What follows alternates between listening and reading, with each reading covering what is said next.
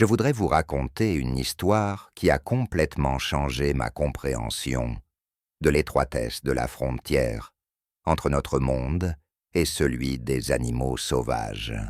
Ce qui est arrivé à Dmitri Kovalenko en octobre 2019 dans les forêts de Primorsky Kraï est encore difficile à comprendre. J'étudie cette affaire depuis longtemps. J'ai parlé à sa famille, à des gardes-chasse, à des habitants de la région. Chaque fois que je pense à cette histoire, je me sens mal à l'aise, parce que cela aurait pu arriver à n'importe lequel d'entre nous. Dmitri était un homme ordinaire de 42 ans. Il travaillait comme chauffeur de grumier dans le petit village de Ternay. Sa femme Olga et ses 2 enfants, Misha et Katia, âgés de 13 et 11 ans. Dmitri aimait la forêt. Il la connaissait comme sa poche. Tous les week-ends, il partait à la recherche de champignons, de baies, simplement pour respirer l'air frais. En ce jour d'octobre, comme d'habitude, il s'est rendu seul dans la forêt. Olga m'a raconté plus tard qu'elle avait essayé de le dissuader. Il y avait trop d'ours dans cette région. Mais Dmitri s'est contenté de faire un signe de la main. « Allez, Olga, ce n'est pas la première fois, ce n'est pas la première fois. » Les derniers mots qu'il adressa à sa femme furent « Je reviendrai pour le dîner, je reviendrai pour le dîner, ne fais pas chauffer le bortsch. » Il était environ 9 heures du matin lorsque Dmitri s'est enfoncé dans la taïga. Le mois d'octobre à Primorie est une période particulière. Les feuilles sont déjà tombées, l'air est clair et froid. Les branches crissent sous les pieds. Un pivert gazouille quelque part dans le lointain. Dmitri marchait le long d'un sentier familier, ramassant les derniers champignons de la saison. Après environ 1 heure de marche, il entend un petit couinement. Il a d'abord cru qu'il s'agissait d'un oisillon qui tombait du nid. Mais le bruit se répéta, plus distinctement. Dmitri s'arrêta et écouta. Le couinement provenait de derrière un arbre tombé à une 20aine de mètres du chemin. Lorsqu'il s'approcha, son cœur se serra. Un minuscule ourson était recroquevillé parmi les feuilles mortes, pas plus gros qu'un chat. Il était recouvert d'une épaisse fourrure brune. Ses yeux étaient encore ouverts, et il était manifestement très jeune. L'ourson tremblait, couinait, cherchait sa mère. Dmitri le prit délicatement dans ses bras. Il était froid, faible, visiblement affamé. « Où est ta maman, mon petit ?» chuchote Dmitri. Il regarde autour de lui, essayant de comprendre ce qui s'est passé. Aucun signe de l'ourson, aucun signe d'une tanière à proximité. L'ourson couina pitoyablement, se blottissant dans ses bras chauds. Dmitri réalisa que s'il laissait l'ourson ici, il mourrait. Les prédateurs, le froid, la faim. L'ami n'avait aucune chance de survivre seul. Il devait donc le ramener chez lui, le nourrir et le confier à la réserve. Dmitri mit soigneusement le petit dans l'entrejambe de sa veste. Il s'est immédiatement tu, réchauffé par la chaleur humaine. « C'est bon, camarade. Nous allons te réchauffer maintenant, » le rassura Dmitri. Il fit demi-tour et reprit le chemin. C'est alors qu'il entendit le craquement de brindilles derrière lui. D'abord, un bruit discret, à peine audible, puis un autre, et encore un autre. Dmitri se figea, un frisson lui parcourant l'échine. Il se retourna lentement et vit quelque chose qui lui glaça le sang dans les veines. Un ours énorme se tenait à 30 mètres de lui, brun foncé, massif, plus de 2 mètres au garrot. Ses petits yeux le regardaient, ou plutôt regardaient ce qu'il tenait dans sa poitrine. Elle secoua la tête d'un côté à l'autre, reniflant. Son petit. Elle sentait son petit. Dmitri se rendit compte qu'il était tombé dans un piège. L'ours était apparemment parti chasser, et l'ourson s'était éloigné de l'endroit où elle l'avait laissé. Elle revenait et voyait qu'un homme tenait son ourson. Pour l'ours, cela ne signifiait qu'une chose, une menace. Elle poussa un faible grognement qui semblait venir du plus profond de sa poitrine. Dimitri sentit ses mains trembler, sa gorge s'assécher. Le petit ourson dans sa cage gronda, sentant l'odeur de sa mère, et couina pitoyablement. La femelle entendit la voix de l'ourson et fit un pas en avant, puis un autre. Dimitri connaît les règles de comportement à adopter lors d'une rencontre avec un ours. Ne pas tourner le dos, ne pas fuir, ne pas regarder l'ours dans les yeux. Mais que faire quand on a son bébé entre les mains? Il sortit lentement l'ourson de derrière son sinus et le posa délicatement sur le sol. « Chut, chut, maman est là !» chuchote-t-il. L'ourson s'est immédiatement approché, en se dandinant et en couinant. Mais elle ne quittait pas Dimitri des yeux. Dimitri commença à reculer lentement, en tendant les mains devant lui. L'ours jeta un coup d'œil à l'ourson, mais ne s'approcha pas de lui. Elle continua à fixer l'homme qu'elle croyait menaçant pour son petit. Ses yeux étaient remplis de rage, prête à protéger son petit à tout prix. Alors qu'ils se trouvaient à une 50aine de mètres l'un de l'autre, l'ours se dressa soudain sur ses pattes arrière.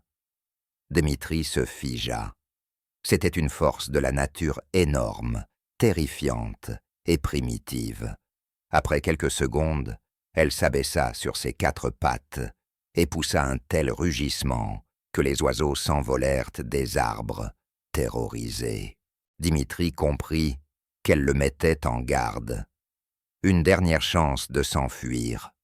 Il continua à reculer lentement sans tourner le dos. Son cœur battait si fort qu'il semblait être entendu dans toute la forêt. Chaque pas était difficile, ses jambes tremblaient. L'ours l'observa encore un moment, puis s'approcha de l'ourson. Elle le renifla, le lécha, vérifia qu'il n'était pas blessé.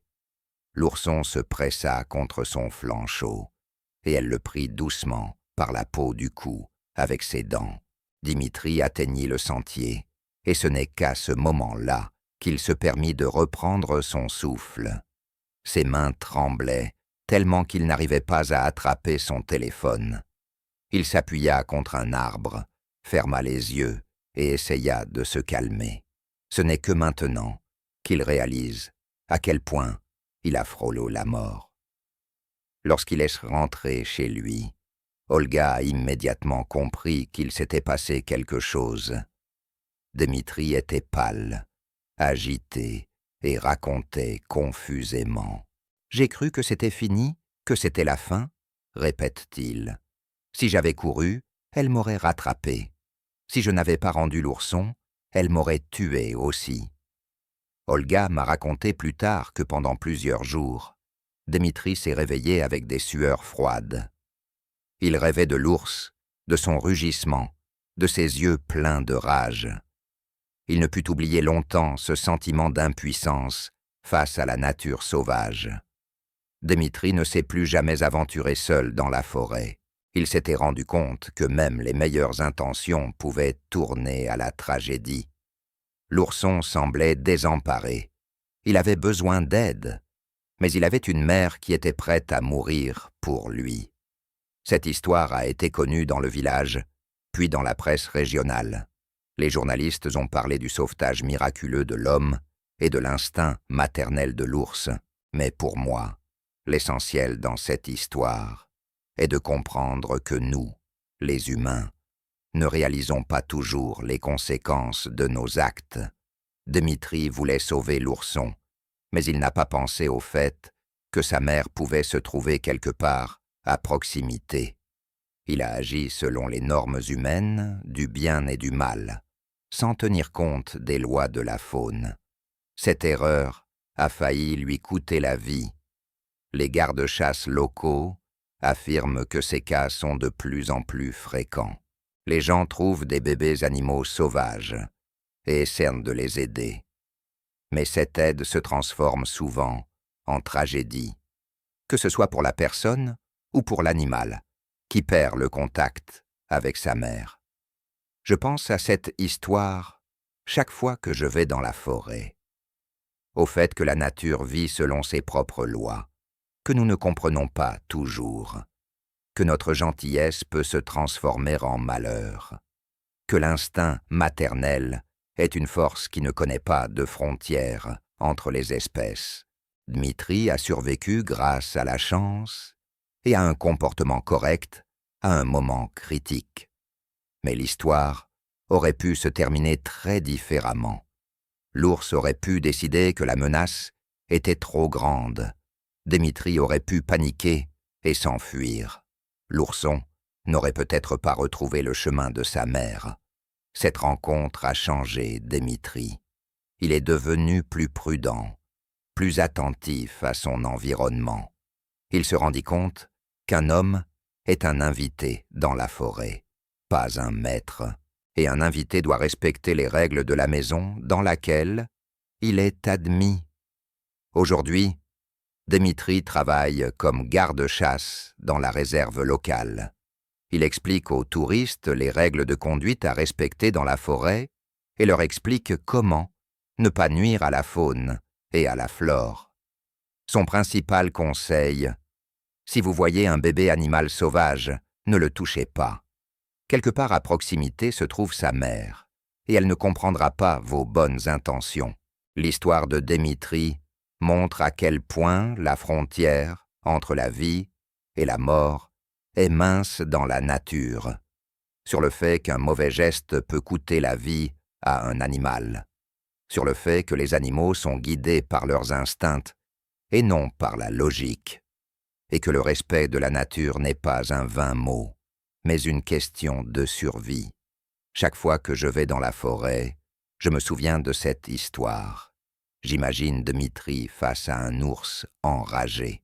Je pense à la volonté qu'il lui a fallu pour ne pas courir, ne pas crier, ne pas commettre une erreur fatale. La nature n'est ni mauvaise ni bonne. Elle vit simplement selon ses propres lois. Et nous, les humains, devons respecter ces lois. Car le prix d'une erreur peut être trop élevé. Dmitri a eu de la chance, mais il ne faut pas compter sur la chance dans la nature. Je terminerai cette histoire par les propres mots de Dmitri. Je suis reconnaissant à cet ours. Elle m'a appris à respecter la forêt. Elle m'a montré que je ne suis pas le maître de la nature, mais seulement son invité.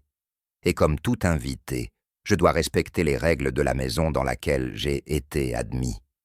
Cette haute histoire nous rappelle que la nature sauvage reste sauvage, malgré toutes nos tentatives pour l'apprivoiser ou la comprendre, que l'instinct maternel est plus fort que la logique humaine, et que parfois, la meilleure façon d'aider est de ne pas intervenir.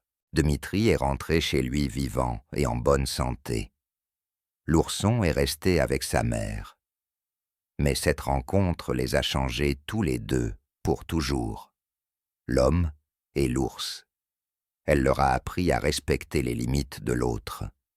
Et c'est peut-être pour cela que les deux parties ont survécu. Cette histoire montre que dans la nature sauvage, il n'y a pas de place pour les émotions et les préjugés humains. Il n'y a que des instincts, la lutte pour la survie et la défense de la progéniture.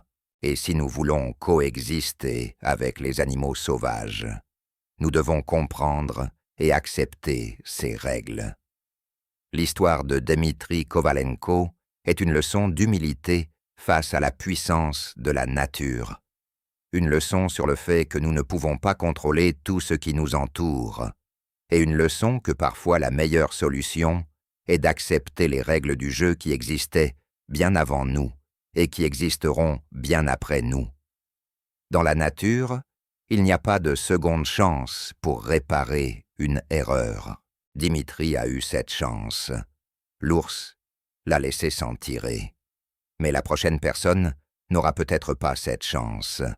C'est pourquoi il est important d'apprendre des erreurs des autres, et non des siennes. Chaque fois que je raconte cette histoire, j'espère qu'elle fera réfléchir les gens.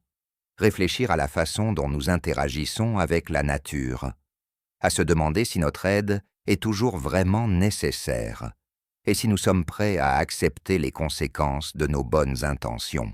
Dmytro Kovalenko a trouvé un ourson et a voulu le sauver. Mais en fin de compte, il a dû se sauver lui-même. S'agit-il d'une ironie du sort ou d'une leçon de la nature? C'est à chacun d'en décider. Mais une chose est sûre, cette histoire devrait nous inciter à être plus prudents et plus respectueux du monde de la faune et de la flore. Des mois plus tard, je n'ai cessé de penser à cette histoire. Elle me tenait en haleine.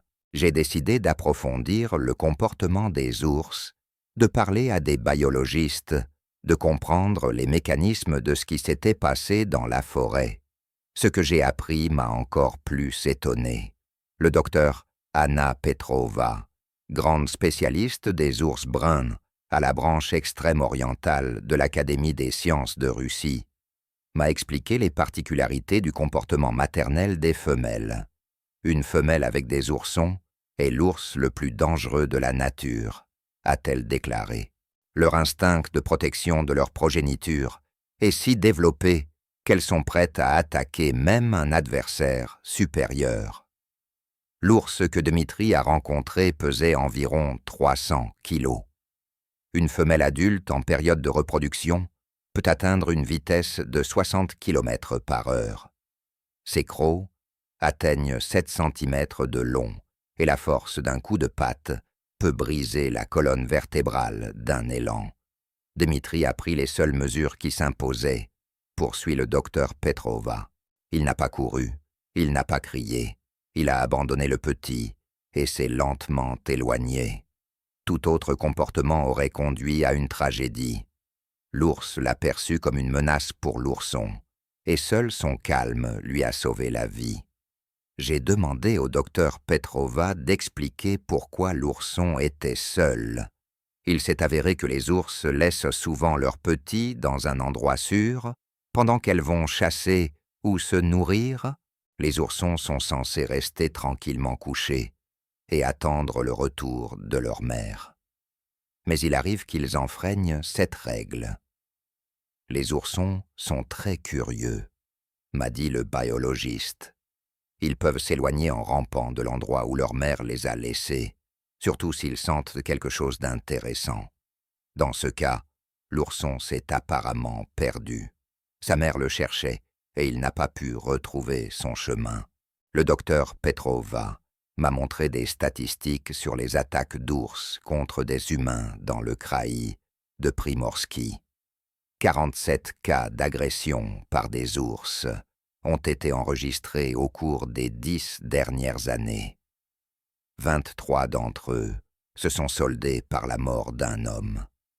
Dans 18 cas, les victimes étaient des personnes qui avaient accidentellement dérangé une femelle avec ses petits. Le pire, c'est que la plupart de ces tragédies auraient pu être évitées.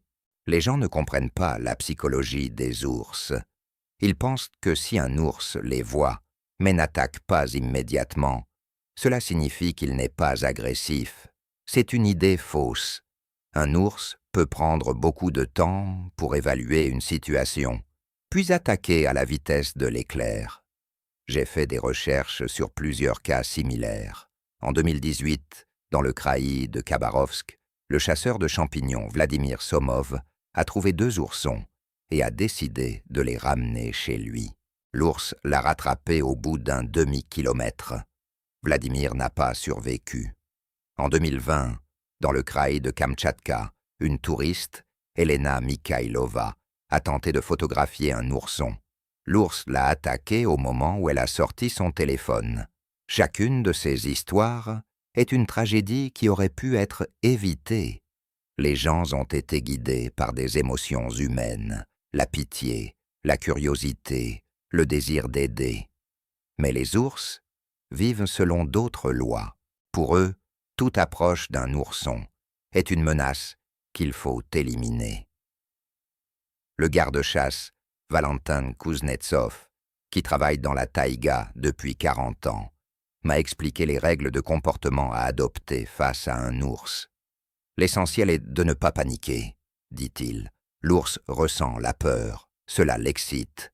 Il faut parler d'une voix calme, reculer lentement, ne pas regarder l'ours dans les yeux, et ne jamais, vous entendez bien, ne jamais toucher les oursons. Valentin me montre les endroits de la forêt où les rencontres avec les ours sont les plus fréquentes. Des fourrés denses, des prairies avec des baies, des sources. Les ours sont prévisibles, explique-t-il. Ils empruntent les mêmes sentiers et se nourrissent aux mêmes endroits. Il suffit de connaître ces endroits et de les éviter. Mais la règle la plus importante, selon le garde-chasse, est le respect. La forêt est la maison de l'ours et nous sommes ses invités, répète-t-il. Un invité ne doit pas troubler la paix de son hôte.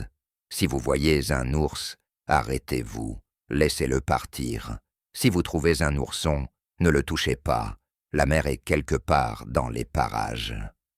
J'ai parlé à la femme de Dmitri, Olga.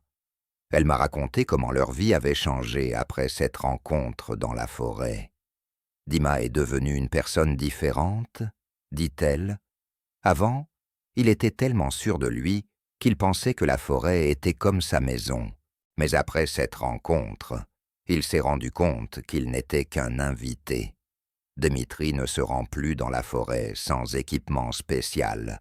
Il emporte toujours un sifflet, une fusée éclairante et un spray anti-ours. Il a étudié les habitudes de ces animaux, appris à lire les traces et à déterminer la fraîcheur des excréments. Il vaut mieux prévenir une rencontre que de réfléchir à la façon de s'en sortir plus tard, dit-il. Dmitri enseigne également à ses enfants les règles de sécurité dans la forêt. Misha et Katia savent ce qu'il faut faire lorsqu'elles rencontrent un animal sauvage, comment émettre des signaux de détresse, comment ne pas se perdre. Je ne veux pas que mes enfants vivent ce que j'ai vécu, explique le père. L'histoire de Dmitri est devenue virale après qu'il l'a lui-même partagée sur les médias sociaux. Le message a été repris des milliers de fois, les internautes partageant leurs propres histoires de rencontres avec des animaux sauvages. Beaucoup l'ont remercié pour la leçon qu'ils ont apprise sans risquer leur vie. Mais il y a aussi eu des critiques. Certains ont accusé Dmitri d'avoir abandonné l'ourson sans défense. « Comment pouvez-vous laisser mourir un petit ourson ?» ont-ils écrit. Dmitri a expliqué que l'ourson n'était pas mort, mais qu'il était retourné auprès de sa mère. Mais tout le monde n'a pas compris. Les défenseurs des droits des animaux étaient divisés dans leurs opinions. Certains ont soutenu les actions de Dmitri, d'autres les ont critiquées. Une personne doit aider les animaux, affirment ces derniers. Mais cette aide doit être raisonnable, ont répondu les premiers. Le débat se poursuit encore aujourd'hui. Je me suis tourné vers l'expérience internationale. Dans les parcs nationaux des États-Unis et du Canada, il existe des règles strictes.